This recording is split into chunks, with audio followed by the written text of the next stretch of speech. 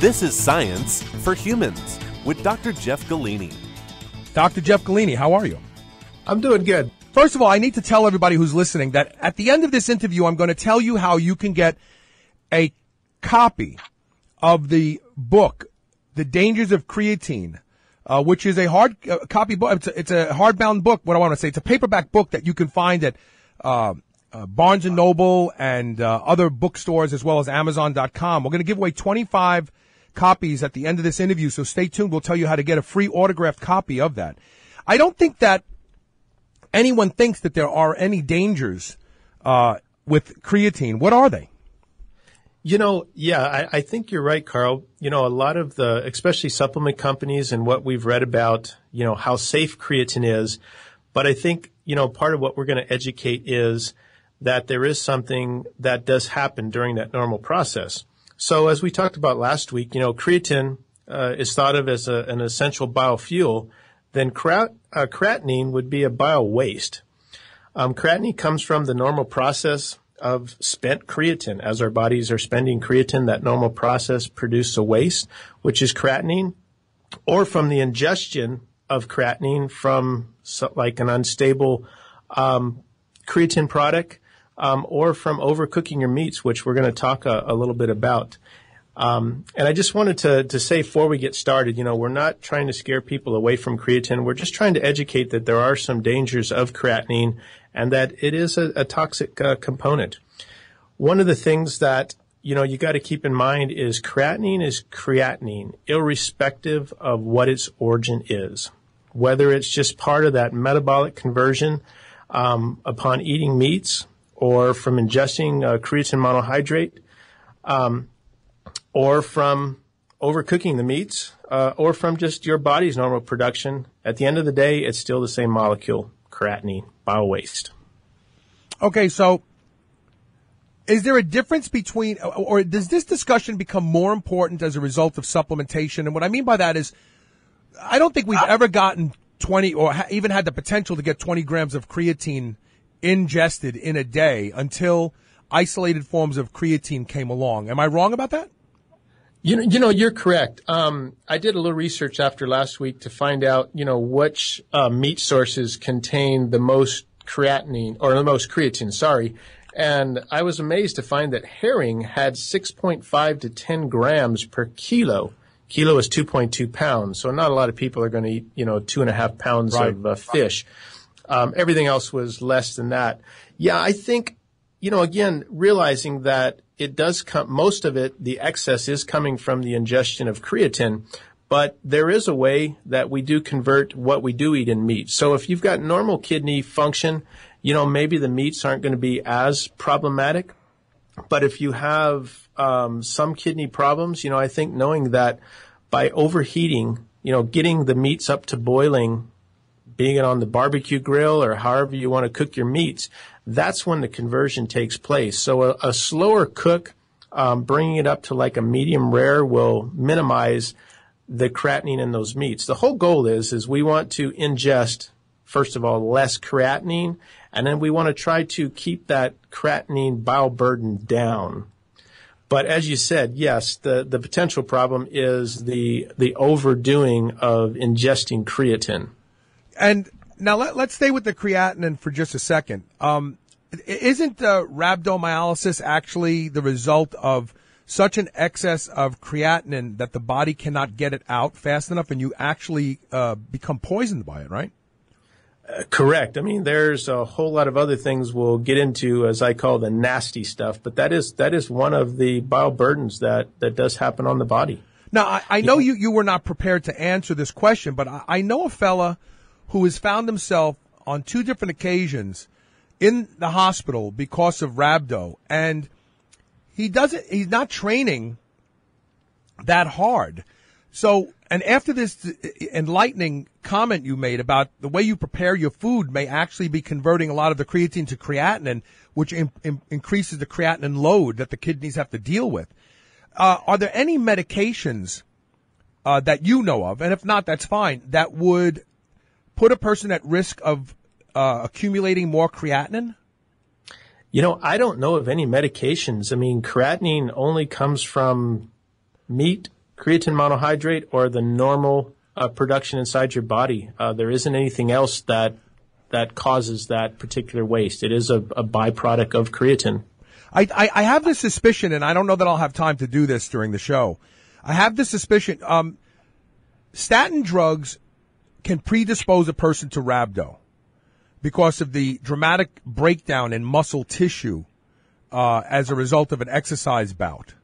And I'm wondering if, in fact, these statin drugs, a lesser known side effect is the accumulation or embargo of creatinine in the bloodstream. I just had a thought about that, and I'm just putting some things together. It could be. Okay, so what are some of the are there any symptoms that we would notice if we're starting to accumulate too much creatinine? You know, it is quite interesting. There are a whole lot of things that happen to the human body. Most of them, unfortunately, we don't know about. The problem with renal failure is there are no symptoms. You don't know it happens until it happens. So part of what we're trying to educate is this is one of the measurements that the National Kidney Foundation, the Kidney Disease Quality Initiative section, long name, this is how they determine whether your kidneys are healthy is by the filtration rate. Basically, they measure how much creatinine is in what comes out, 90 mLs per minute. So when you have an excess of creatinine, that's usually an indication that something isn't right. Now, that doesn't necessarily mean your kidneys are failing. It means you've got an excess. But some of the things that happen, you know, one of the most interesting, and I actually did a study with some mice, is something that's called cellular intoxication. And it's similar to being intoxicated. You know, creatinine will make you lethargic. The rats stumbled around. They ran in the walls. They couldn't get through a maze. That's probably one of the things that people do notice. You know, we're taking creatine to increase our energies, but this kind of works just the opposite. It can disrupt, you know, your cell adhesion and kill seeded cells. Deterioration, as we said, of renal function. Anemia. Wow. This is an interesting one. Insulin resistance. Stress on basically the body itself, and even has a potential to kill good cells. You know, so again, not a lot of things you're going to feel, but all this stuff is happening internally. So it sounds like what's happening is this kind of congestion of the system. I'm wondering if creatinine crosses the blood-brain barrier. If someone feels foggy, that's usually central nervous system precipitated. If someone starts to feel foggy and wobbly and so on, I'm wondering if creatinine actually affects the brain directly. It could. I mean, it's definitely in the blood before it is filtered and excreted out. Yeah, this is really, really interesting. Okay, here's what I'd like to do. I'd like to take a quick commercial break, and when we come back, we're going to be discussing more about this. And also, I want to ask Dr. Jeff if there are any ways to help get rid of more creatinine so we don't accumulate it, especially those who train. I think that those who train tend to have higher creatinine levels, and it gets scary sometimes when they see their doctors. So let's do this. Let's take a quick commercial break. We'll be right back with more Science for Humans.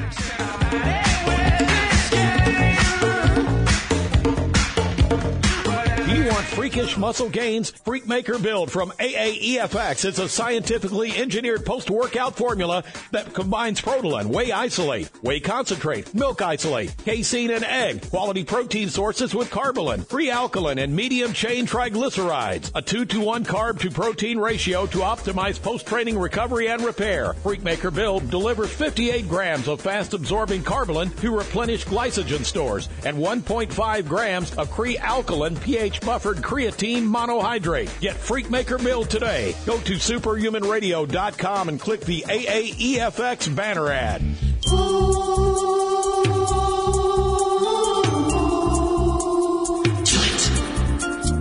Every day I'm hustling.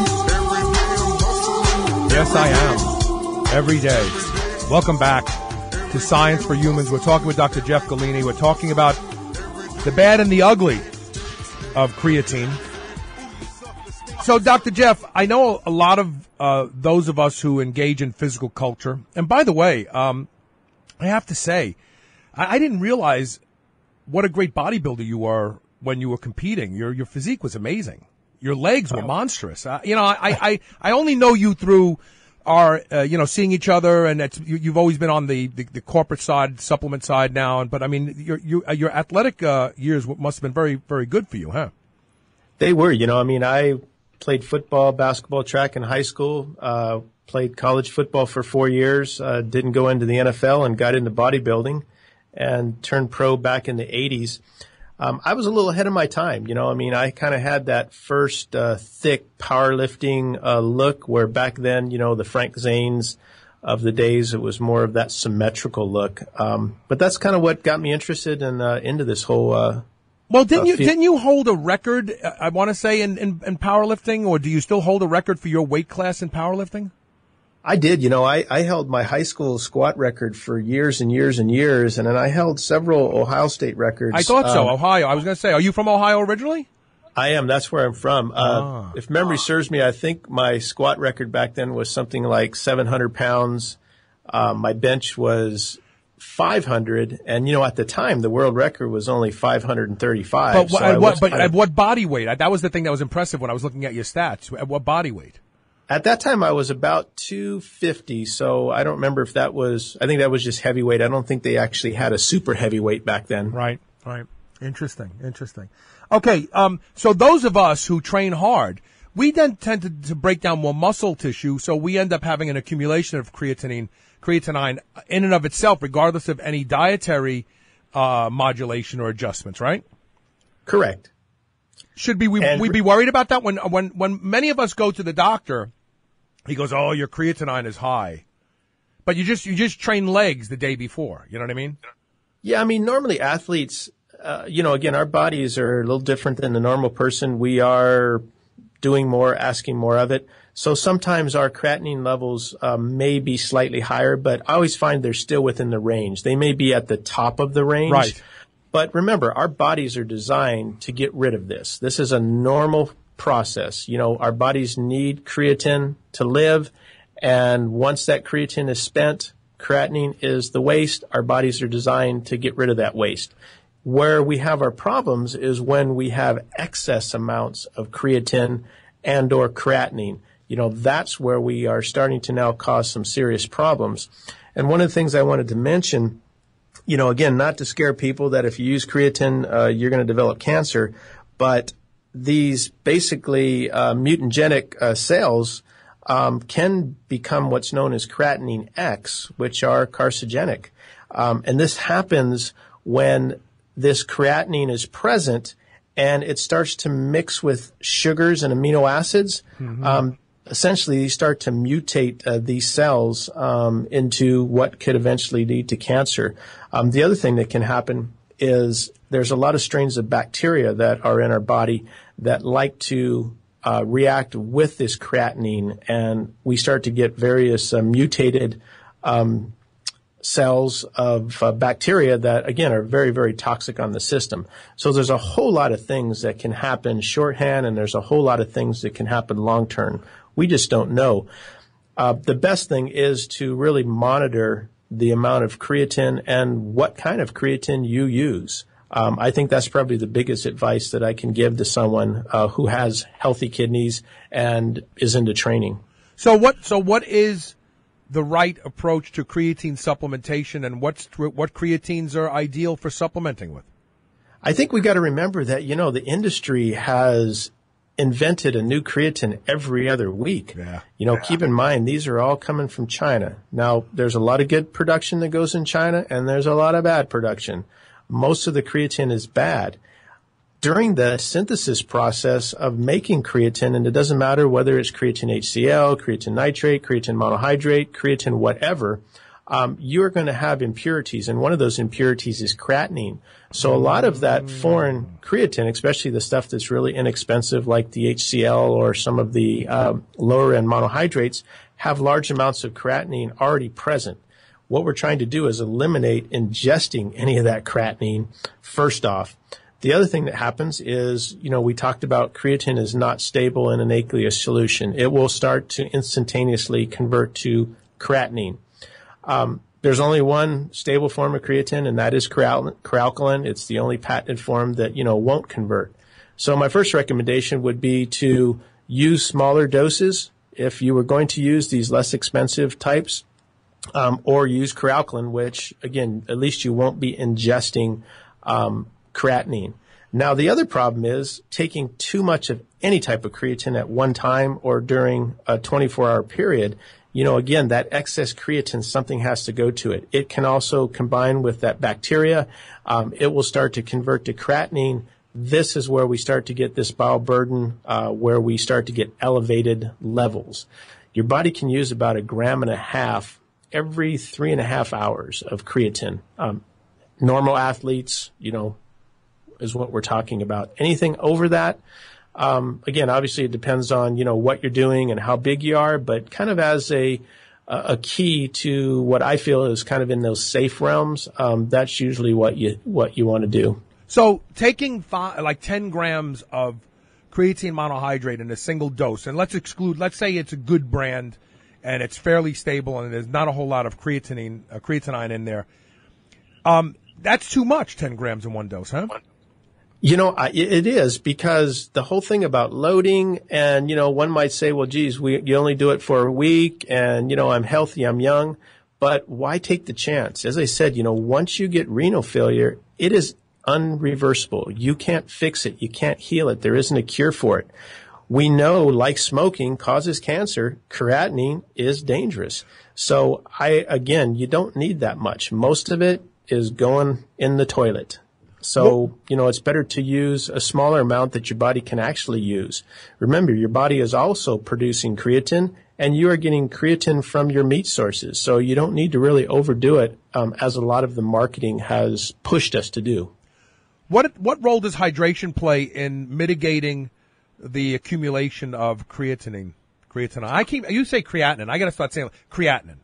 Yeah, creatinine, I guess you can pronounce it either way. It's all spelled the same. I think, hydration is very important because, this is excreted in the urine. So again, the more water that we can drink, the more impurities that, we help to wash out. Your urine should be somewhat on a clear to yellow. If it's dark, usually that's a sign of dehydration, and you usually need to drink a little bit more water. Mm-hmm. Yeah, and that's it. Like a straw yellow is what I've always heard. If it starts turning darker orange and you're not drinking enough water. Correct. So 1.5 grams every 3.5 hours is what the body is accustomed to. That's an ideal target amount, you're saying, huh? That is. That's enough to do what we need to do. Sometimes, our mentality, especially as bodybuilders, is, well, geez, if 1.5 is good, 10 must be better. Right. And, that's the mentality we have to get over. If we eat too much food, we're going to get fat. If we take too much creatine, it is not good for us. More is not better. Do you think creatine should be cycled? There's some people out there who say it's good. Some people who say, no, you could take it lifelong. Being that it's burned up so quickly, it isn't something that's in your body for, 24 hours or a week or 2 weeks. I think any supplement should be cycled. There should always be a time to let those receptors, let your body kind of clean out a little bit. But per se, no, it is burned up, so one really doesn't need to cycle that. And should we just take it once a day? Like I like taking 5 grams before my workout and 5 grams after my workout. Now I know that's too much, first of all. But having it readily available in the system before a workout, does it contribute at all to anything, or is that it just doesn't matter at that time? It's always after the workout that's important. Depending on what the delivery system is, most of that stuff is not in your bloodstream yet before a workout. So really that's probably hitting about after. I always tell people that consistency is more important than the time of day. Don't use it today and then forget tomorrow. So if you have trouble remembering, exactly when to take it, take a dose in the morning, first thing. Get your creatine levels up, get everything working. If you take it before a workout, that's great. It's probably going to kick in after the workout. Taking it after the workout, again, it could be an hour, it could be 2 hours, depending on, the delivery system on when that's in your system. Some people like to take a dose at night. During the night is when you're doing most of your recovery, you're growing, you're healing. But again, it's the consistency that you're using it every day. You do want to use it on your off days, not just on your workout days. What will people learn from the book, The Dangers of Creatine? Or Creatinine, The Dangers of Creatinine. I'm sorry. That's right. Sorry. They're just going to learn about, if you do have kidney failure, or, some type of renal problems, it's going to give you education about that, how to prepare meats, what are good sources. And then we talk a little bit about, again, some of the nasties. But I think at the end of this book, you're going to be educated on how to better take care of your kidneys, by regulating and being aware of creatine and creatinine. Okay, 25 lucky listeners can get a free signed copy, an autographed copy of Dr. Jeff's book, The Dangers of Creatinine. But I'm going to make it easy. Send an email to onair@superhumanradio.com and put in the subject line creatine. I'm not going to ask people to spell creatinine. I can't even pronounce it. So there you go. The first 25 people who send an email to onair@superhumanradio.com with the word creatine in the subject line will receive a free autographed copy of the book. The rest of you can actually go to Barnes & Noble. It's available everywhere, right? It is, and again, it's just kind of a good research book. I think anyone who is an athlete or even a general person, it's just good information. It's not very expensive. But at the end of the day, you only got one body, so this will help you keep it healthy. And here's a little teaser to stay tuned for. The week of March 20th, we will be doing a live Casual Friday from All American Pharmaceuticals. So those of you who are up there in the southwest region of the United States, you may want to drive down and meet with us. So we'll keep you posted as that gets closer. But we're really excited about going to the facility, meeting the people, and actually doing a live show from there. So that's exciting, too. Dr. Jeff, thank you for being on the show today. You're welcome, Carl. You take care. Talk to you next week. Bye-bye. All right, so there you have it. Get the book, The Dangers of Creatinine, or get it for free if you're one of 25 lucky listeners who emails me at onair@superhumanradio.com with the word creatine in the subject line.